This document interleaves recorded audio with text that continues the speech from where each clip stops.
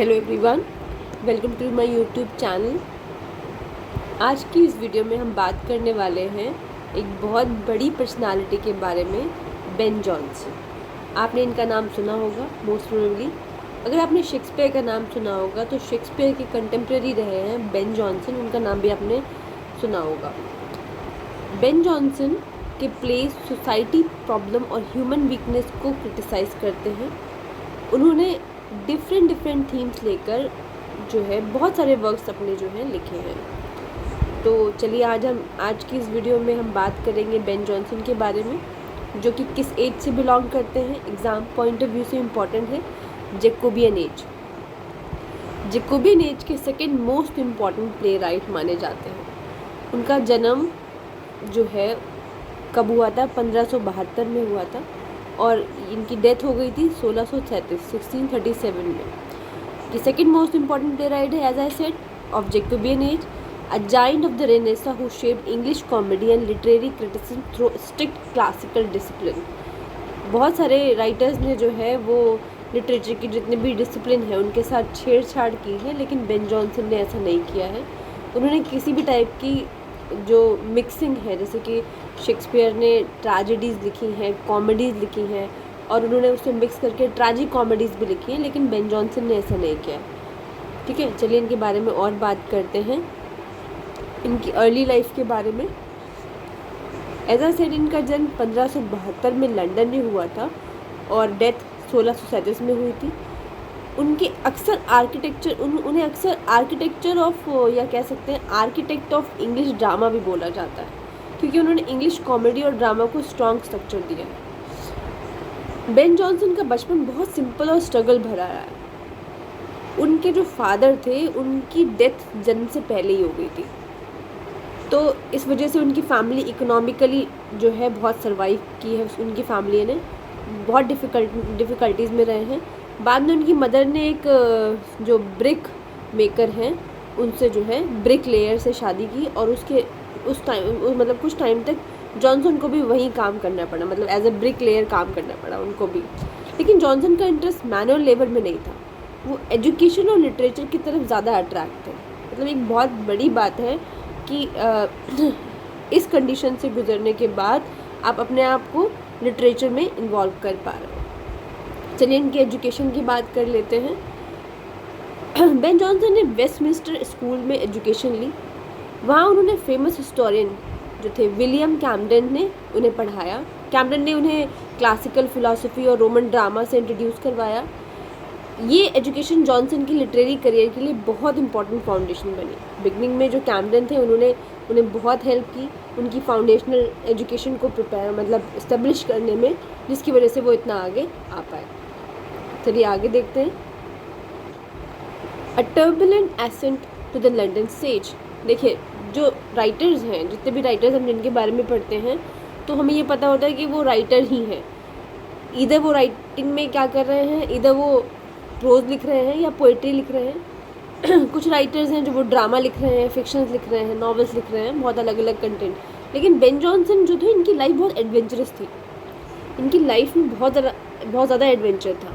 Young age में Johnson की life काफ़ी एडवेंचरस रही है। उन्होंने मैनुअल लेबर के साथ साथ जो है बहुत सारे और काम भी किए हैं। ठीक है, स्टार्टिंग में उन्होंने मैनुअल लेबर से स्टार्टिंग की थी अपने करियर की। बाद में मैनुअल लेबर छोड़कर इंग्लिश आर्मी ज्वाइन की और फ्लैंडर्स में सोल्जर के रूप में सर्व किया। वहाँ उन्होंने एक एनिमी सोल्जर को सिंगल कॉम्बैट में डिफीट किया। ही डिफीटेड और kills an enemy soldier in single combat, तो कि बहुत बड़ी जो अचीवमेंट थी इनकी लाइफ में। बाद में लंदन वापस आ गए। लंदन वापस आने के बाद उन्होंने थिएटर वर्ल्ड को ज्वाइन किया। देखिए, पहले एक आर्मी मैन थे, अब now he become a actor. उन्होंने एक्टिंग और राइटिंग दोनों की। वो थिएटर जैसे ग्लोब थिएटर और रोज़ थिएटर, उस टाइम के जो बहुत फेमस थिएटर थे, से भी जुड़े रहे और थिएटर मैनेजर जो थे फिलिप हैंसलोक के साथ उन्होंने काम किया। फिलिप हैंसलोक थे जो उनके साथ उन्होंने काम किया। उनकी लाइफ में एक कंट्रोवर्शियल इंसिडेंट भी हुआ था। 1958 में जो है उन्होंने डुएल फाइट की थी, जिसमें उन्होंने एक्टर गैब्रियल स्पेंसर को मार दिया था। ये बहुत मतलब कंट्रोवर्शियल रहा था उनकी लाइफ में। आप सोचो एक पर्सन जो ऑलरेडी इतना सर्वाइव कर रहा था फाइनेंशियली और अपने करियर में बहुत ज़्यादा अचीवमेंट पाने के लिए, now in a fight he kills one actor Gabriel Spencer.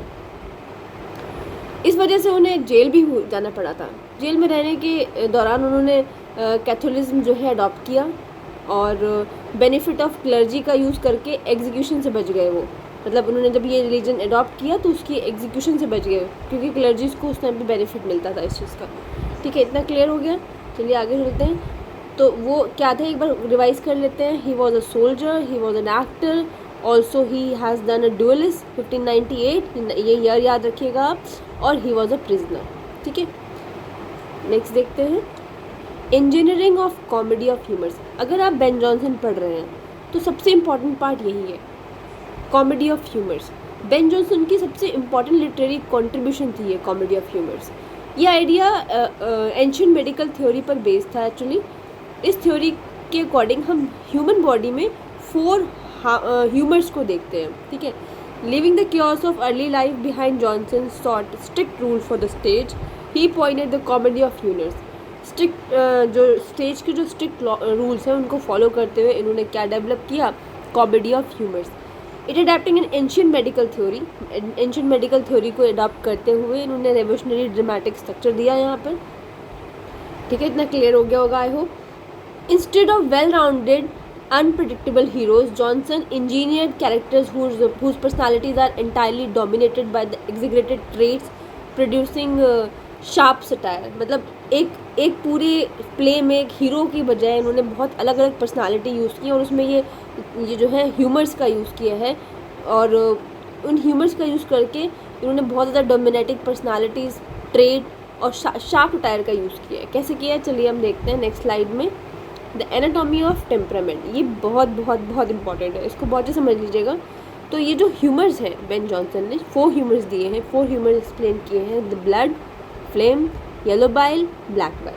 क्या है ये, इनके बारे में समझ लेते हैं। ब्लड जो सैंग्विन नेचर को रिप्रेजेंट करता है, मतलब ऑप्टिमिस्टिक और चीयरफुल पर्सनालिटी। ठीक है, blood indicating the sanguine personality which is optimistic और चीयरफुल। नेक्स्ट, फ्लेम क्या करता है, जो फ्लेम होता है फ्लेगमेटिक नेचर को रिप्रेजेंट करता है, मतलब स्लो और काम पर्सनालिटी। येलो बाइल जो है वो कॉलरिक नेचर को रिप्रेजेंट करता है, मतलब एग्रेसिव और इजीली एंग्री पर्सनालिटी, बहुत जल्दी गुस्सा देना जिन्हें। ब्लैक बाइल क्या करता है, मेलंकलिक नेचर को रिप्रेजेंट करता है, मतलब सैड और इंट्रोस्पेक्टिंग पर्सनालिटी, बहुत ही सैड रहना, बहुत ही मेलंकली मूड में रहना, that is called these are the 4 types of humor Ben Johnson explained. In Johnson's plays, when a character suffers from an imbalance of these fluids, their dominant temperature leads to social pretensions that inevitable comic downfall. Johnson ने इस theory में इस theory को drama में use किया है और ऐसे कैरेक्टर्स क्रिएट किए हैं जिनकी पर्सनालिटी एक ही डोमिनेट ट्रेड से कंट्रोल होती है। मतलब अब ये देखो, ये भी समझ लीजिए आप लोग कि यहाँ पे जो पर्सनालिटीज़ हैं वो इंटरचेंज नहीं होती है। ऐसा नहीं होगा कि अभी जो भी कैरेक्टर है वो बहुत हैप्पी है और वो बाद में जाके सैड फील कर रहा है, या फिर जो कैरेक्टर है वो उसको बहुत गुस्सा आता है और बाद में जाके वो ठीक हो जाता है, ऐसा नहीं है। वो उन्होंने यूनिफॉर्म रखा है, उसको सिंगल ट्रेड से जो है कैरेक्टर्स को शो किया है। नेक्स्ट देखते हैं नेक्स्ट स्लाइड में, blueprints of social satire. As I said कि ये जो कॉमेडी ह्यूमर है वो एक बहुत बड़ा सोशल सटायर भी है, और इसके अलावा भी बहुत सारे इनके वर्क हैं जो कि सोशल सटायर में इंक्लूडेड हैं। तो बेन जॉनसन की प्ले सोसाइटी की प्रॉब्लम्स और ह्यूमन वीकनेस को क्रिटिसाइज करते हैं। तो उन्होंने जो मेजरली थीम अपने जो है रिप्रेजेंट किए हैं थ्रू हिज प्ले, वो क्या है, ग्रीड, करप्शन और सोशल प्रिटेंशन पर शार्प सटायर करते हुए उन्होंने बहुत सारे प्लेज लिखे हैं, जिसमें आप देख पा रहे हैं every man in his humour जो उनको बहुत नेम और फेम लेकर आया था, वॉलपोल, ये भी बहुत इम्पॉर्टेंट है। उसके अलावा ये जो उनका स्टार्टिंग का प्ले है एपिक्वेन और the silent women, the alchemist और बार्थलोमियो फेयर, ये बहुत ही इंपॉर्टेंट प्लेस हैं। इनके बारे में अगर मुझे टाइम मिला तो मैं इन पे 2-3 प्लेस पे जो है वीडियोस बनाऊंगी, आप देखिएगा, और बाकी आप थोड़ा इनके बारे में जाके पता कर लीजिएगा। और अगर तब भी नहीं हो पा रहा है तो हम जो बेन जॉनसन पे MCQs करेंगे उसमें सब कवर हो जाएगा, डोंट वरी। तो ये जो है ये 4 और 5 प्लेस जो है मोस्ट इम्पॉर्टेंट है। The architectural purpose criticise human greed, hypocrisy, moral corruption and social pretension through realistic urban society.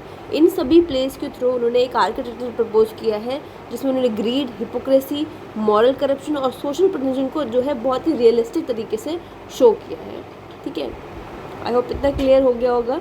आगे बढ़ते हैं। Dissecting the masterpiece, Walpole. अब इनके एक मास्टरपीस के बारे में और बात करते हैं। अभी हमने एवरी मैन इन ह्यूमर यानी कि जो 4 ह्यूमर जो उन्होंने अपनी कॉमेडी में दिखाया है उनके बारे में बात की थी। अभी हम बात कर रहे हैं उनका नेक्स्ट मास्टरपीस, वॉलपोल।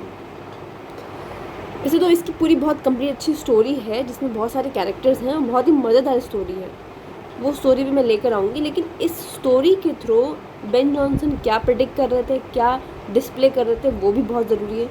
तो उनका जो ये फेमस प्ले है वॉलपोल, वो बेस्ड है किस पे? ग्रीड एंड मॉरल करप्शन पे। ये इम्पॉर्टेंट है।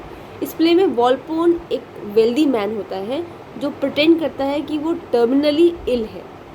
उसका क्लेवर सर्वेंट मॉस्का उसकी हेल्प करता है। रिच सिटीजन उसे गिफ्ट देते हैं क्योंकि उन्हें होप होती है कि वो वॉलपोल को उन्हें अपना हेयर बना देंगे, मतलब एयर मतलब अपनी प्रॉपर्टी का, अपनी जायदाद का मालिक बना देंगे। तो उसमें ये कुछ इम्पॉर्टेंट थीम है। क्या है? सेंट्रल थीम है grid and moral corruption. Manipulators कौन कौन है? मॉस्का, वॉलपोल हिमसेल्फ, वॉलपोल जो है खुद एक मैनिपुलेटर है, cunning servant who orchestrate the deception. और क्या है? द मार्क्स क्या है यहाँ पे? रिच ग्रीडी सिटीजन देखने को मिलेंगे आपको, visiting him with lavish gift, each hoping to be named his sole heir. यहाँ पे आपको देखने को मिलेगा बहुत सारे कैरेक्टर्स। वैसे तो 3 मेजर कैरेक्टर्स हैं जो वॉलपोल की प्रॉपर्टी का मालिक का वारिस बनना चाहते हैं। उसके अलावा इसमें बेन जॉनसन ने बहुत ही अच्छा आर्किटेक्ट यूज़ किया है, स्ट्रक्चर यूज़ किया है। Where Volpone a wealthy man faking a terminal illness, जो बीमार होने का नाटक कर रहा है। ठीक है, बहुत ही अच्छी स्टोरी है। नेक्स्ट वीडियो में कवर करेंगे, आगे देख लें। Constructing the spectacles of the court. Ben Jonson की एक और क्वालिटी ये थी कि वो बहुत ज़्यादा अच्छे मास लिखते थे। मैं आपको बता दूं, बेन जॉनसन की लाइफ में उन्होंने फाइनेंशियली डेवलप तो कर लिया था अपने कुछ प्लेस के थ्रू। वो एक्टिंग करते थे, प्लेज लिखते थे, थिएटर करते थे वो। लेकिन उसके अलावा जो जैकोबियन एज है उसमें आपने सुना होगा, जो जैकोबियन एज के किंग रह चुके हैं जेम्स फर्स्ट, उनके अंडर जो है ये काम करते थे। ये अनऑफिशियली जो है पोएट लॉरेट बन गए थे 1616 में।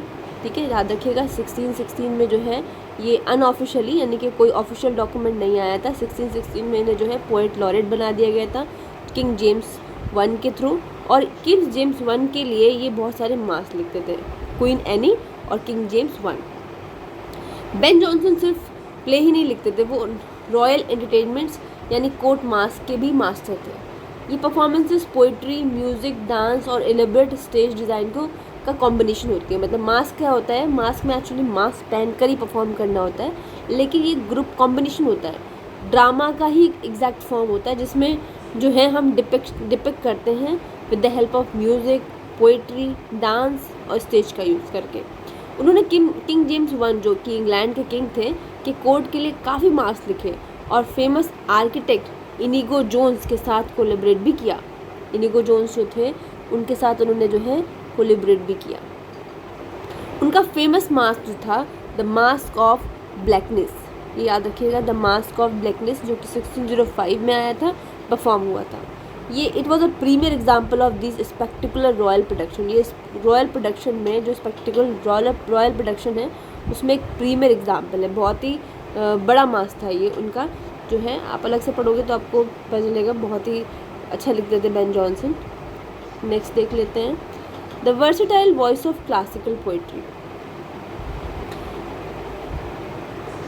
ओवरऑल जो है यहाँ पे जॉनसन क्या करते थे?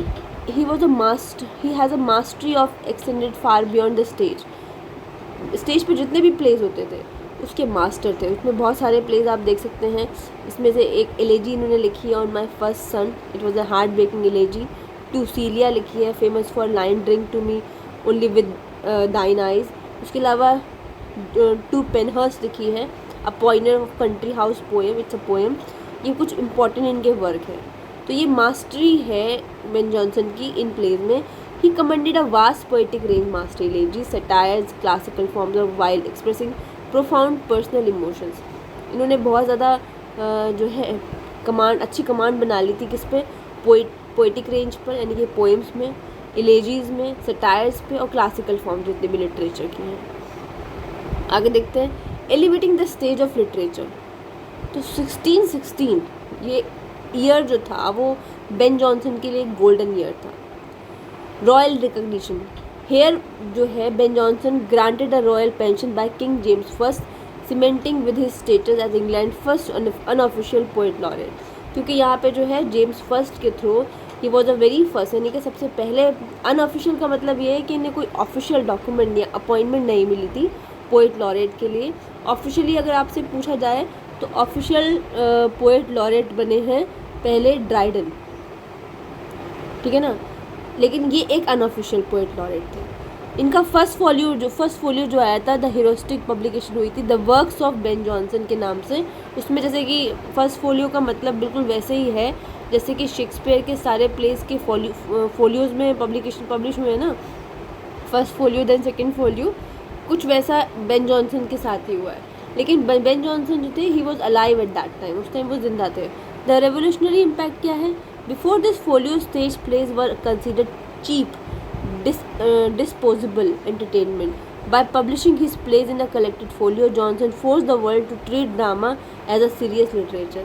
इससे पहले कि इन सभी फोलियो के जो जितने भी प्लेस हैं उनको चीप या फिर डिस्पोजेबल एंटरटेनमेंट समझा जाए, उस टाइम तक जो है बेन जॉनसन वर्ल्ड को ये क्लियर कर चुके थे कि ये एक सीरियस ड्रामा है. सीरियस ड्रामा क्योंकि भाई मैं बता रही थी ना, इनके प्लेस जो है वो या तो कॉमेडी, प्योर कॉमेडी होते थे जिसमें कैरेक्टर्स को बहुत ज़्यादा ह्यूमरस थिंग करी जाती है, जिसको लेकर जो चर्च था उन्होंने भी ऑब्जेक्शन उठाया था. कुछ प्लेज इनके बैन भी किए गए थे, ठीक है, लेकिन इन्होंने प्रूव कर दिया था कि ये जितना भी वर्क है, जितना भी लिटरेचर है, इट्स अ सीरियस लिटरेचर. आगे देखते हैं. Two titans of Jacobean age. अब देखिए सबसे बड़ी बात यह है कि जो बेन जॉनसन है उनका नाम उतना ही इम्पोर्टेंट है जितना शेक्सपियर का है. हालांकि शेक्सपियर की वोकेबलरी, उनके जो इनफाइनाइट ड्रामास कह सकते हैं, इनफाइनाइट ही कहूँगी मैं क्योंकि उनके ड्रामास बहुत लेंदी, बहुत बड़े बड़े ड्रामास उन्होंने लिखे हैं. उसके अलावा सोनेट लिखी हैं बहुत ज़्यादा. लेकिन बेन जॉनसन को भी जो है वो शेक्सपियर के इक्वल रखा जाता था. Jonson openly criticise Shakespeare lack of discipline, yet author the most famous tribute to his complex friend, not of an age but for all time. Jonson ने शेक्सपियर को बहुत क्रिटिसाइज़ किया है. उन्होंने ये कहकर क्रिटिसाइज़ किया है लैक ऑफ डिसिप्लिन. उसके बाद भी जो है जॉनसन ने उनकी तारीफ़ भी की है ये कहकर कि not of an age but for all time. सिर्फ एक एज के लिए नहीं, ये सभी आने वाली सभी एजेस के लिए ये फॉर ऑल टाइम है. किसके लिए? शेक्सपियर के लिए. शेक्सपियर के बारे में आपको पता होगा कैसे लिखते थे. ही रोड फ्रीली, ब्लैंक वर्स में, रोमांटिक फ्लूइड स्ट्रक्चर यूज़ करते थे और नेचुरल जीनियस सीन की. और जॉनसन क्या करते थे? He is following strict classical rules, highly intellectual, और इनके प्ले ज़्यादातर मॉरलिस्टिक होते थे और स्ट्रक्चर ड्रामेटिक प्लॉट्स, यानी कि स्ट्रक्चर बेस्ड सारे इनके ड्रामा प्लॉट किए जाते थे. ठीक है. The tribe of Ben. अच्छा, एक टाइम ऐसा भी आया था, आपने सुना होगा सन्स ऑफ बेन, आपने सुना होगा, जहाँ पे बहुत सारे राइटर्स को बेन सन का बोला जाता था कि ये सारे जो हैं वो बेन जॉनसन के सन हैं. वो क्या चीज़ है उस चीज़ को मैं बता देती हूँ. Tribe of Ben. Jonson's charismatic personality and strict literary principle attract devoted group of younger followers. जो जॉनसन की जो स्ट्रिक्ट डिसिप्लिन, जो पर्सनालिटी थी लिटरेचर को लेकर, उसको बहुत सारे यंग फॉलोअर्स ने फॉलो किया. और these poets carried Jonson's torch, ensuring his classical and satirical style dominating the ensuring decades of English literature.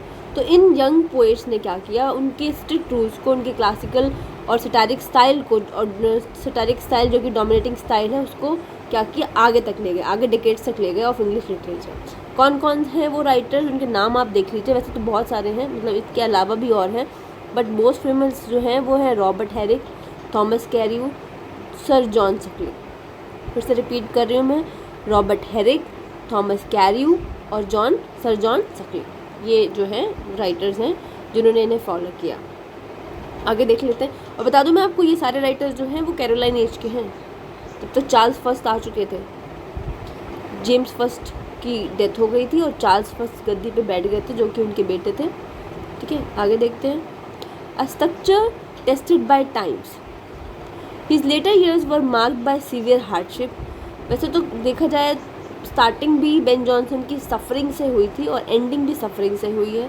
उन्होंने बहुत हार्डशिप झेली है लास्ट टाइम के, जो उनके लास्ट के डेज रह गए थे। हालांकि उनकी जो फेम है वो कम नहीं हुई थी, पर उनकी फाइनेंशियल कंडीशन जो थी वो बहुत सर्वाइविंग थी। ही suffered paralytic strokes, paralytic stroke से वो सफ़र कर रहे थे।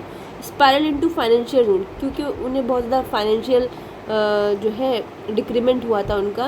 And face absolute devastation when his precious personal library burn down, और वो तब बहुत ज़्यादा टूट गए थे जब उनकी पर्सनल लाइब्रेरी जो थी वो जल गई थी 1623 में। Yet he contributed writing working on the unfinished pastoral drama. उसके अलावा उन्होंने बहुत ज़्यादा कॉन्ट्रीब्यूशन दिया है, और एक उनका जो अनफिनिश्ड ड्रामा था द सैड शेफर्ड, ये भी क्वेश्चन बन सकता है कि उनका बेन जॉनसन का जो है वो अनफिनिश्ड ड्रामा कौन सा है, तो दैट इज सैड शेफर्ड। उनकी डेथ जो है 6 अगस्त 1637 में लंदन में हुई थी, और उन्हें बरी किया गया था वेस्टमिनिस्टर एबे विनीथ अ फाइटली सिंपल इंस्ट्रक्शन, जो कि उनकी जो डेथ ग्रेव थी उस पर इंस्क्राइब किया गया था ओ रेयर बेन जॉनसन। तो ये याद रखिएगा, O rare Ben Jonson. So let's see the enduring blueprint of English drama. क्या क्या किया है इन्होंने। He introduce the classical drama discipline of wild theatre culture. उन्होंने क्लासिकल ड्रामा को विद डिसिप्लिन इंट्रोड्यूस किया है। He developed perfect comedy of humours. उन्होंने परफेक्ट कॉमेडी ऑफ ह्यूमर, जिन्हें प्योर कॉमेडी बोला जाता है, इंट्रोड्यूस की हैं। He establish moral satirical comedy features realistic urban setting and strong characterisation. इन्होंने क्या किया है, मॉरल और सटारिकल कॉमेडी फीचर्स को इंट्रोड्यूस किया है, अपने ड्रामाज में यूज़ किया है विद रियलिस्टिक अर्बन सेटिंग, यानी कि जो रियल अर्बन सेटिंग्स थी उनको, और स्ट्रॉन्ग कैरेक्टराइजेशन, मतलब बहुत सारे स्ट्रॉन्ग कैरेक्टर्स का यूज़ किया है। कोई हीरो नहीं है इनकी स्टोरी में, और हम किसी को हीरो कंसिडर कर सकते हैं, लेकिन स्टोरी जो है वो सारे कैरेक्टर्स के अराउंड है। Elevated theoretical place to respect status of high literature. उन्होंने थियोरेटिकल प्लेस को एलिवेट किया, उसको उसकी पोजीशन राइज किया, जिसकी वजह से उस एरा में, जैकोबियन एरा में थिएटर का जो था बहुत ज़्यादा ट्रेंड था। तो कंक्लूड करते हैं, overall Ben Jonson Renaissance period के ब्रिलियंट प्ले राइट, क्रिटिक और थिंकर थे। उन्होंने इंग्लिश ड्रामा को क्लासिकल डिसिप्लिन, सटायर और स्ट्रॉन्ग कैरेक्टर स्ट्रक्चर दिया।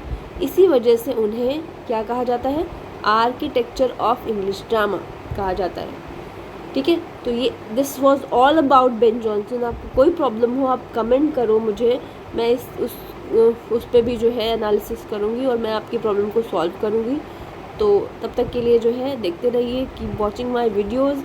और आपको ये वीडियो इन्फॉर्मेटिव लगा हो तो please press the like button, share the channel और सब्सक्राइब करना मत भूलें। Thank you.